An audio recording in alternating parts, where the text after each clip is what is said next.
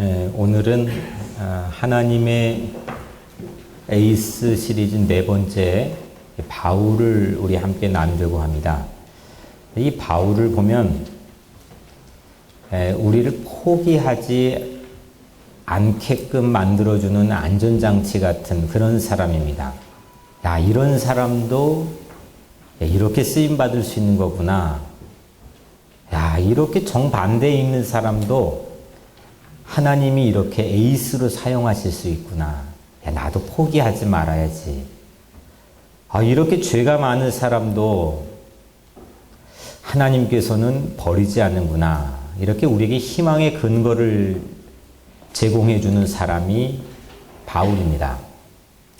오늘 예수님께서 아나니아라고 하는 한 여예언자에게 바울을 평가해 주는데, 이 사람은 이방인들과 임금들과 유대인들에게 내 이름을 전하기 위하여 택한 나의 그릇이라. 내가 택한 그릇이다. 실제로 이방인을 위해서 이만큼 위대하게 쓰임받았던 인물이 없습니다. 그래서 그를 우리는 이방인의 대표적인 사도라고 부릅니다. 그는 진짜로 하나님이 선택한 하나님의 에이스였습니다. 오늘 여러분들의 삶의 처지와 형편과 위치가 어떻든 간에 오늘 바울처럼 여러분들 모두도 하나님의 에이스로 쓰임받기를 주의 이름으로 축복합니다.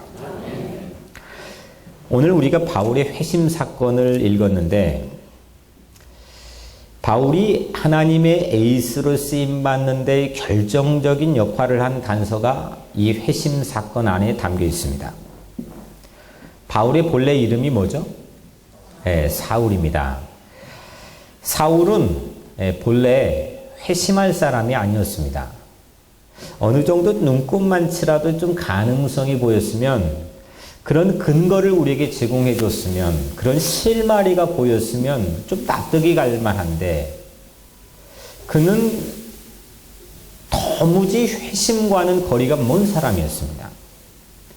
그 단편적인 예로 오늘 1절에 이 사울의 정신적인 상태를 우리에게 소개하는데, 그의 심리적이고 정신적인 상태는 증오와 위협과 살기가 등등했다고 기록하고 있습니다.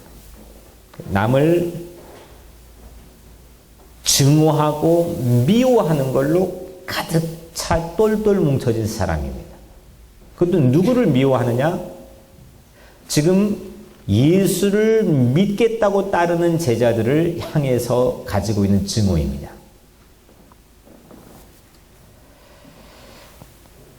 사울은 지금 다메섹이라는 외국으로, 예루살렘에서 북쪽으로 240km나 떨어져 있는 지금 우리말 다메스쿠스라는 그곳으로 도망간 제자들을 탈주범으로 간주합니다.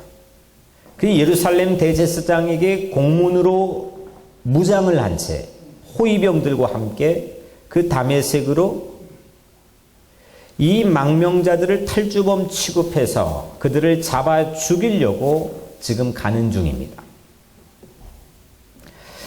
사울은 이렇게 마음의 증오로 가득 채워졌고 편견에 사로잡혀 있었습니다.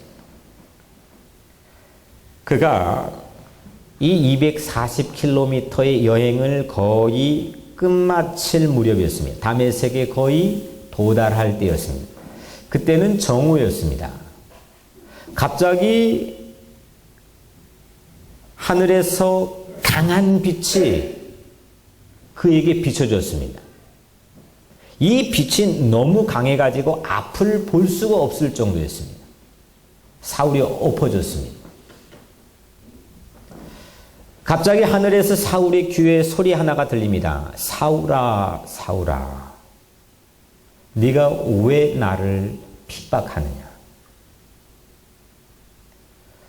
사울은 영문을 몰라 물었습니다. 선생님이 누구십니까? 사울은 상상도 못한 엄청난 소리 하나를 듣습니다. 나는 네가 핍박하는 예수다. 이 소리 하나가 사울을 송두리째 삶을 바꿔놨습니다. 이건 사울의 회심에 대한 스토리입니다. 이 소리가 사울을 압도했습니다. 오늘 우리가 읽은 이 이야기가 하나님의 에이스로 사울이 바울로 변화되어 쓰임받는데 결정적인 역할을 한 스토리 전부입니다. 근데 이 회심하는 과정을 보면 사울은 이 회심하는 데에 어떠한 공헌도 하지 않았습니다. 어떠한 기여도 하지 않았습니다. 이 사람이 뭐 봉사활동을 좀 했다든지 아니면 예수를 따른 제자들에게 친절을 베풀고 호의적이었다든지. 그런데 정말 우리를 아리송하게 만든 것은, 우리를 당황하게 만든 건 이 사람은 오히려 그 사람들에게 적대자였습니다. 그런 사울에게 예수님이 먼저 찾아왔습니다. 그런 사울에게 예수님이 먼저 찾아왔는데 이거를 우리는 은혜라고 부릅니다. 이후에 세월이 흘러서 사울이 감옥에서 빌립보 교회에 편지를 썼습니다. 그 편지 한 토막에 우리가 아는 중요한 문구가 있는데 오직 내가 그리스도 예수께 잡힌 바 된 그것을 잡으려고 쫓아가노라. 내가 예수께 잡힌 바 된 그것, 이거는 세월이 흘러서 도무지 잊을 수 없는 그 오늘 사도행전 9장에 나와 있는 다메섹 길 위에서의 사건입니다. 내가 잡힌 바 된 그것. 사울은 자기 회심 사건을 자기가 기도를 열심히 해서 아니면 자기가 하나님을 위해 열심을 부려서 아니면 자기가 무언가의 공헌이 있어서 그 회심의 사건이 있어 내가 여기까지 왔다고 말하지 않았어요. 잡힌 바 된 그것, 예수에게 잡힌 바 된 그것, 예수가 나를 잡았다는 겁니다. 불과 이제 몇 킬로미터만 가면은 다메섹에 가서 내가 체포할 사람들이 거기에 가득할 텐데 거기에서 한 사람도 체포하기 전에 먼저 예수에게 잡혔다는 겁니다. 내가 예수에게 체포됐다는 겁니다. 그것을 잡으려고 나는 쫓아갈 뿐입니다. 이게 바울의 고백입니다.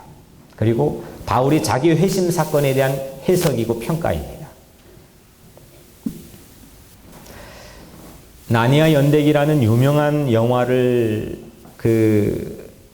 대본을 쓴 C.S. 루이스라고 하는 사람이 있습니다. 이 사람이 자기 유명한 자서전에서 마지막 챕터에 이런 글을 남겼습니다. 이 C.S. 루이스도 바울의 다메섹 도상의 사건을 떠올리면서 평가를 했는데 자신에 대한 하나님의 끈질긴 추적을 감지하면서 하나님을 자기 물고기를 갖고 노는 위대한 낚시꾼으로 사울은 비유했고 쥐를 쫓는 고양이, 여호와에게 다가서는 사냥개, 뛰어난 책략으로 마지막 체크메이트를 부르는 그런 위대한 체스꾼으로 비유했습니다. 이게 C.S. 루이스가 바울이 다메섹 도상의 사건을 어떻게 평가하는지를 길어 올려서 그의 현란한 문학적인 솜씨로 써놓은 겁니다. 바울은 예수께 잡힌 바 된 사건으로 그 다메섹 도상의 사건을 기억했습니다. 물고기를 가지고 노는 위대한 낚시꾼, 아무리 출중한 관록이 붙은 낚시꾼일지라도 물 속에 있는 물고기를 정확히 몇 마리인지 그들의 위치는 위도 몇 도에 있고 뭐 이게 어디에 있는지 이걸 아는 사람은 세상에 아무도 없습니다. 그런데 오늘 바울은 그걸 깨달았습니다. 하나님은 나를 추적하고 있었구나. 내가 세상의 명예를 얻기 위해, 세상의 무언가를 얻기 위해, 내 목적하는 바를 잡기 위해서 나는 여전히 다메섹 도상까지 가고 있었지만, 하나님은 내가 그거를 잡기 이전에 나를 추적하고 나를 먼저 붙잡으셨구나.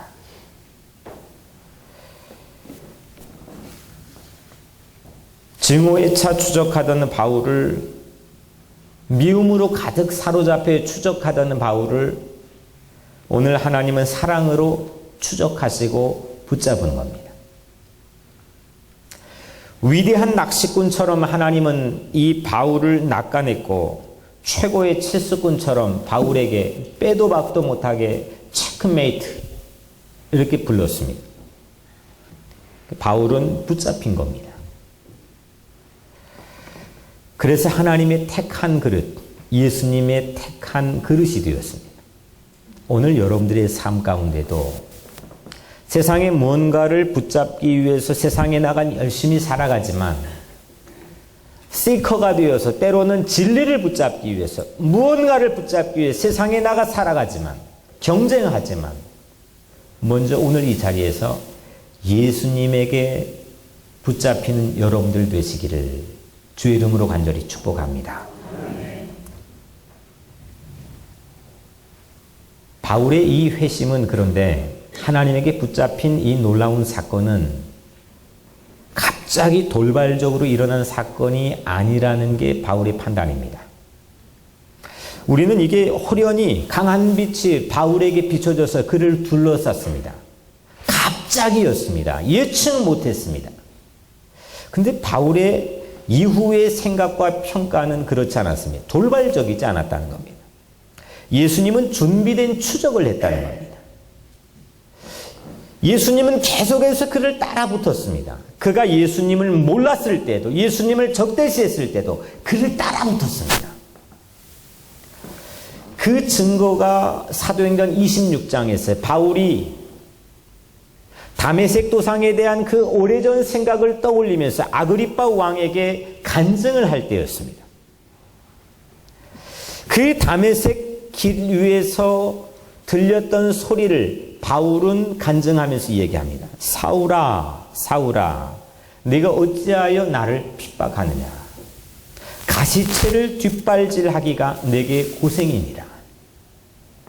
하나를 더 붙여놓았습니다. 사도행전 26장 14절 말씀, 가시채를 뒷발질하기가 내게 고생입니다.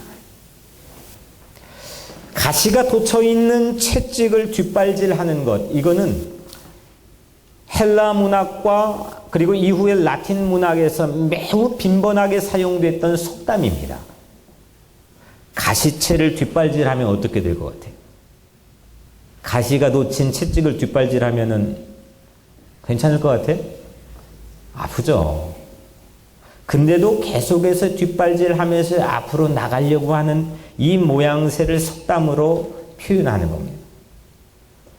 근데 예수님께서 다메섹 도상의 사울에게 사울아, 사울아, 네가 어찌 나를 박해하느냐? 가시채를 뒷발질하기가 네게 고생이니라. 예수가 가시 돋친 채찍을 가지고 끊임없이 계속해서 고집센 황소 같은 사울을 추적했다는 겁니다. 사울의 가시채는 뭘까요? 사울을 추적했던 예수님이 손에 들고 있던 가시채는 무엇이었을까요? 자기가 뒷발질하면서 그걸 밀어내고 내 삶에 자꾸 밀어내고 그래도 나는 앞으로 간다 했던 그 가시가 돋친 채찍은 뭘까요? 사도행전 7장에 우리가 함께 봤던 스데반의 순교입니다. 스데반의 죽음입니다. 사울은 스데반이 재판을 받고 처형받는 자리에 그 현장에 있었습니다. 그 현장에서 이 처형을 집행하는 집행관들의 겉옷을 이 사울이라는 청년이 보관하고 있었습니다. 그 현장에서 봤습니다. 그리고 그 처형이 다 마무리되었을 때 이를 마땅히 여겼다고 평가해 줍니다. 그런데 그 사울은, 그 청년 사울은 그 스데반이 죽는 현장에서 그날 많은 걸 봤습니다.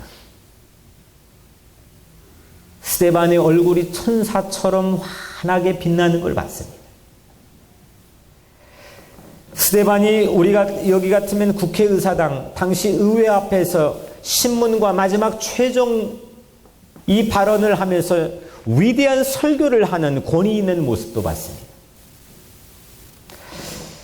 스데반이 돌에 맞아 죽어가는데 간디가 무저항을 했는데 그 간디는 비교도 되지 않을 만큼 돌에 맞아 죽어가면서도 용기 있게 무저항하는 모습도 봤습니다.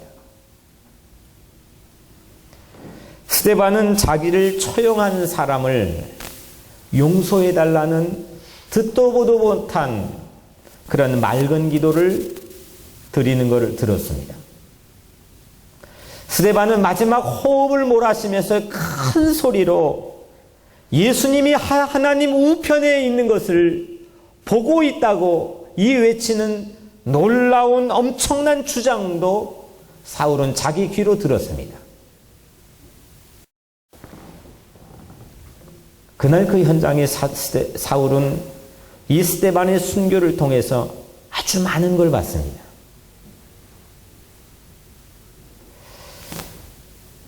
마땅히 여겼다 했지만 그 마음에 여전히 양심이, 사람이었다면 양심에 가책이 있었을 겁니다.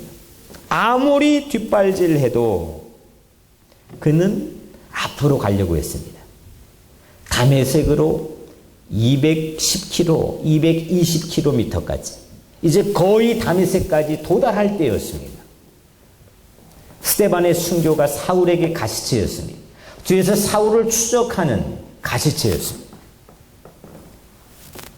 그 처형에 참석했던 사울이 봤던 스데반의 순교를 뒷발질로 또 밀어내고 또 밀쳐내고 나와는 상관없는 일이라고 자꾸 밀쳐내며 다메섹으로 가도 우리 예수님은 나 사울을 붙잡으셨다고 사울은 고백하는 겁니다. 오늘 여러분들의 삶에도 여러분들이 아무리 예수님 품을 떠나가도 여러분들이 아무리 몸부림쳐도 이 가시체를 심지어는 뒷발질해서 앞으로 나가려고 할지라도 예수님은 여러분들을 붙들고 여러분들을 추적하고 여러분들을 인도하시는 것을 믿으시길 바랍니다.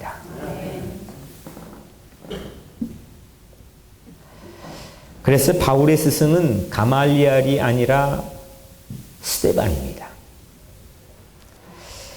예수님은 내가 뒷발질해도 나를 추적해 끊임없이 붙잡아 주시는 분이십니다. 이 증거가 바울의 회심이 우리에게 주고 있는 증거입니다. 여기서 근데 우리는 이런 아니라는 생각을 할 수가 있습니다. 내가 아무리 뒷발질해도 언젠간 우리 예수님께는 붙잡아 주신다 했지. 그리고 그 자리를 내년으로 연기하고 싶어 합니다. 또 도망가는 구실을 그 안에서 찾으려고 합니다. 근데 바울이 나중에 이 사실을 깨달았겠지만 만약 이 사실을 진짜 깨달아서 회심했다면 그 회심한 자리에서 그가 가지고 있는 마음은 지나온 삶에 대해 얼마나 마음 아픈 기도를 드렸겠습니까? 도망가는 구실을 삼으려는 것은 솔직히 나를 붙잡아 주신 은혜를 깨닫지 못했다고 하는 증거 아니겠습니까? 예수님 십자가 옆에서 두 명의 강도가 있었습니다. 한 명은 낙원을 허락받았고 한 명은 그렇지 못했습니다. 근데 우리는 이 장면을 보고도 우리도 마지막 피날레를 잘하면 되지. 내가 애를 잘 키워놓고 아니면 내가 공부를 맞춰놓고 내가 좀 돈을 벌어놓고 내가 좀 건강이 회복되면 자꾸 뒤로 밀어놓습니다.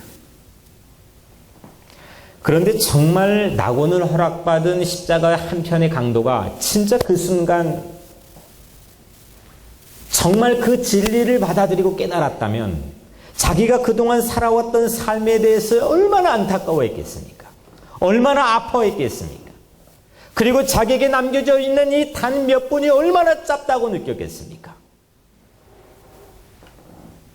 여러분들 오늘 이 자리에 예수님에게 붙들려서 회개와 참회의 시간이 되시기를 주님의 이름으로 축복합니다. 내 삶이 변화되는, 내가 주님에게 추적당하는 것을 깨닫고 안 순간 내 삶이 회복되고 내 삶이 예수님을 만나서 새롭게 변화되는 귀한 예배의 시간이 되기를 주님의 이름으로 축복합니다. 예수님은 스데반 같은 가시채로 오늘도 여전히 나를 붙잡기 위해 추적하고 있는지는 모르겠습니다. 뒷발질을 멈추고 예수님께로 여러분들의 눈을 돌리시고 삶을 돌리시길 바랍니다. 이렇게 예수님께 붙잡힌 사울은 드디어 바울로 변화되었습니다. 바울이 이제 이렇게 변화된 터닝 포인트의 과정을 살펴봤는데, 그럼 변화되고 난 다음에 뭐가 변화되느냐? 바울은 딱 하나가 변화됐습니다. 릴레이션십입니다. 관계가 변화되었습니다. 먼저 첫 번째로 하나님과의 관계가 변화되었습니다. 예수님이 집가라 하는 거리에 있는 유다의 집에 지금 사울이라는 청년이 있는데 거기에 아나니아 이 여자부 가라는 겁니다. 이 이야기를 듣고 예수님, 그러면은 내가 지금 경찰서에 자수하러 가는 꼴인데 나 이거 너무 두렵습니다. 갈 수가 없습니다. 예수님이 가라 했습니다. 가서 네가 보면 그 순간에 무엇을 사울이 하고 있는지 우리 오늘 본문을 통해서 우리는 듣게 됩니다. 사울은 기도하고 있었습니다. 사흘 동안 식음을 전폐하고 기도하고 있었습니다. 변화된 바울은 하나님에게 새롭게 한 발짝씩 다가가고 있었습니다. 제자들을 위협하고 살해할 기세로 가득 찼던 이 똑같은 입을 가지고 이 사울은 하나님께 기도하고 있었습니다. 변화되었습니다. 하나님께 가까워졌습니다.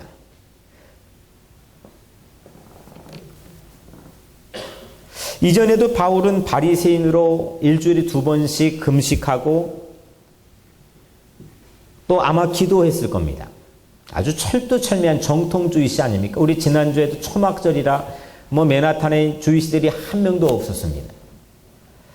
아마 그들보다도 가장 뛰어난 유대인의 에이스가 바울이었습니다. 자기 철두철미하게 지켰을 겁니다. 일주일에 2번씩 금식했습니다. 그런데 지금 집가라 하는 거리에 유다라고 하는 집에서 변화되는 바울은 전혀 다른 모습을 가지고 금식하며 전혀 다른 기도를 하나님께 드리며 하나님과의 관계를 회복했습니다.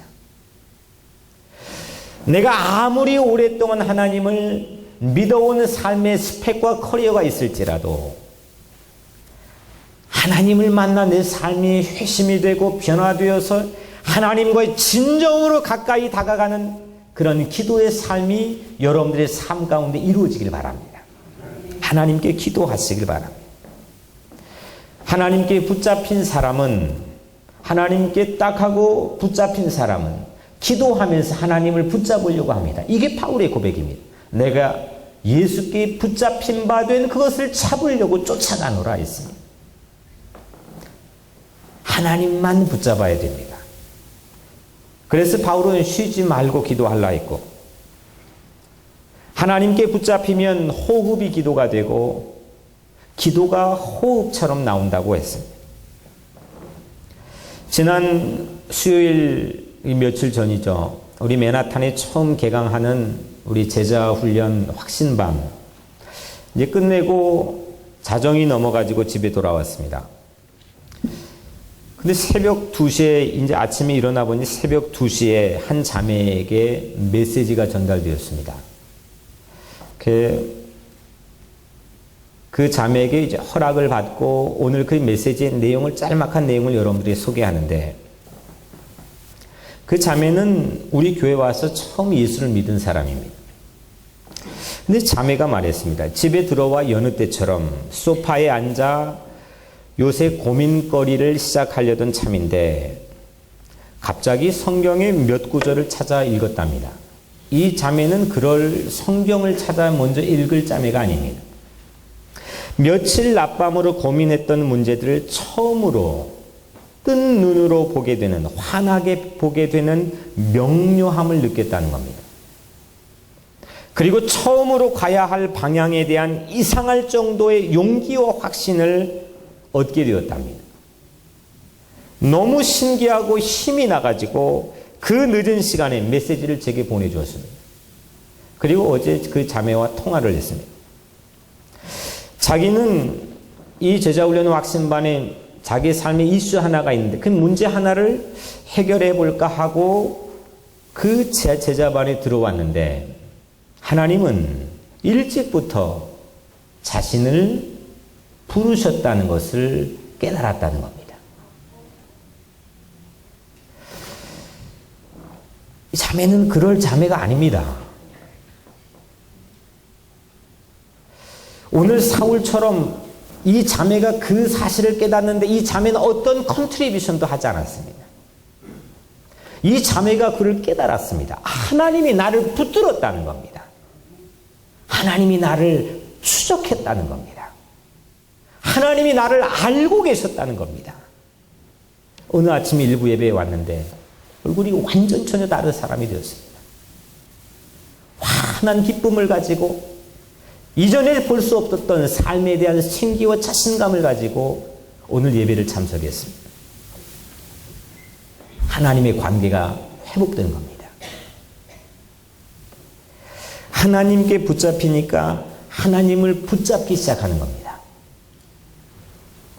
바울처럼 내게 유익하다는 모든 것을 배설물처럼 여기고 여러분들 오늘 이 예배에 참석한 여러분들 모두에게도 하나님께 붙잡혀서 하나님을 붙잡는 관계가 회복되는 그런 은총이 있기를 주의 이름으로 간절히 축복합니다. 아멘. 두 번째, 변화된 바울은 교회와의 릴레이션십이 회복되었습니다. 이 바울은 교회를 파괴시키고 다니는 사람이었어요. 이미 예루살렘에 있는 지역 교회들을 쑥대밭으로 만들어 놓은 에이스였습니다. 이제는 그것도 모자라가지고 다메섹에 있는 다메섹 교회들을 멸절시키고자 진군하고 있었던 바울입니다.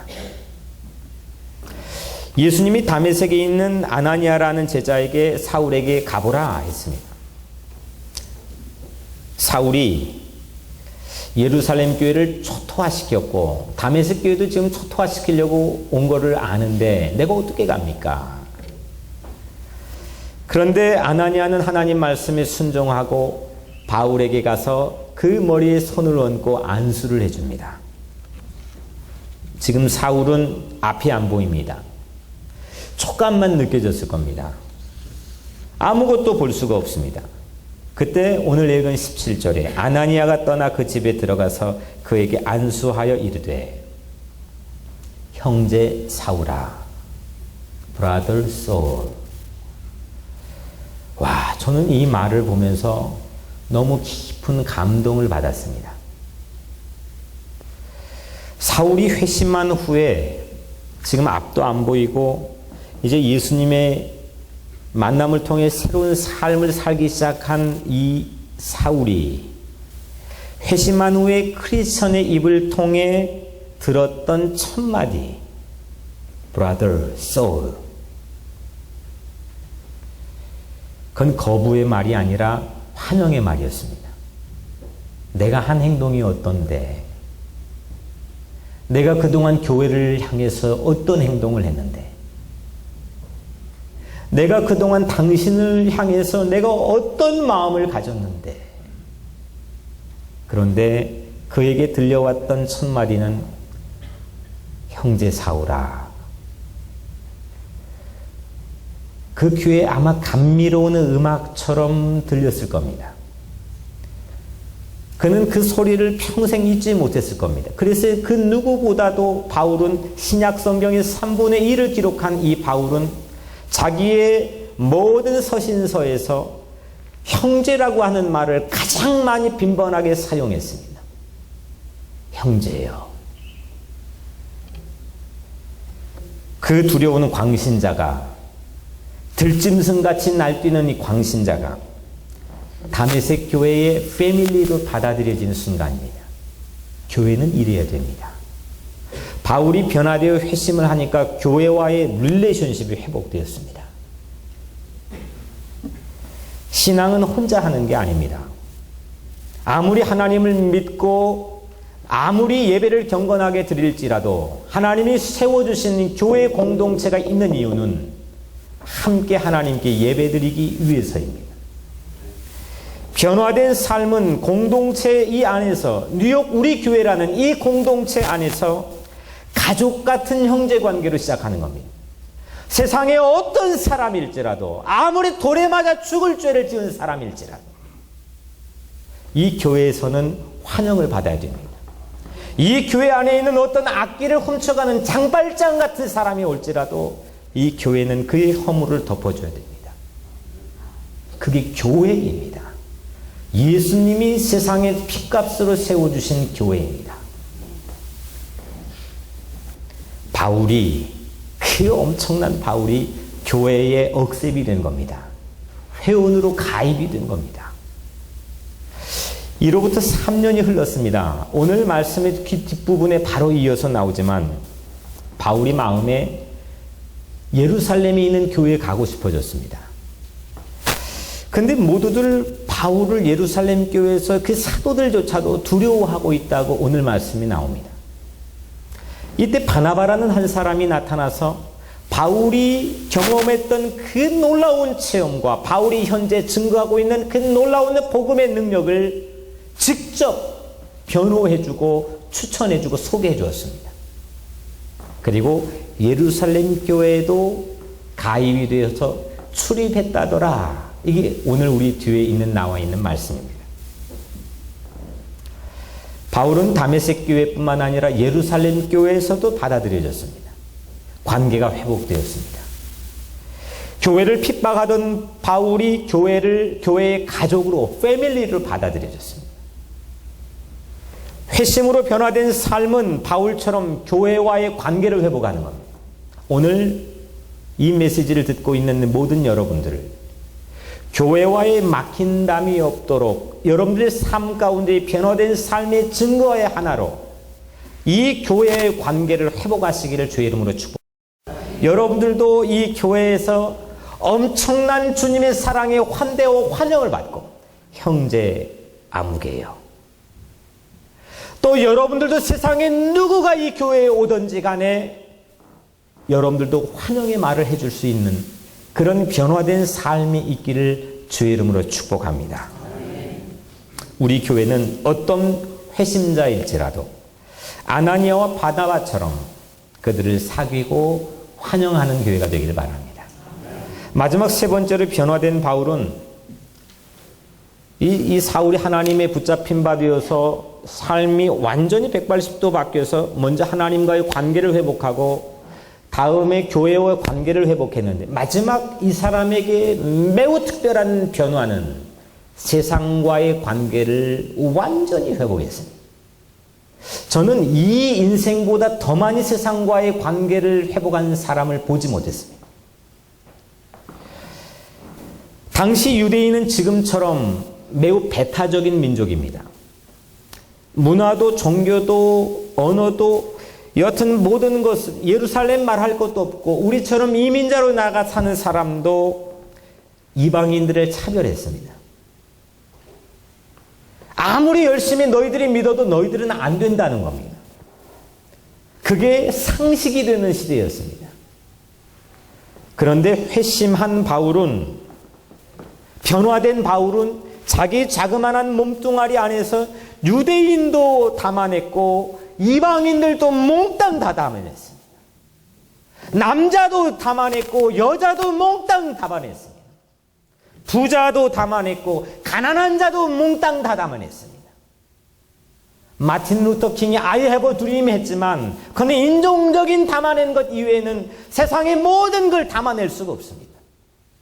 근데 예수님처럼 이방인의 에이스가 된 이 바울은 세상의 모든 차별의 울타리를 걷어버리고 자기 인생 안에 모든 것을 담아냈습니다. 그리고 우리에게 그걸 나의 복음, 마이 가스펠이라고 소개합니다.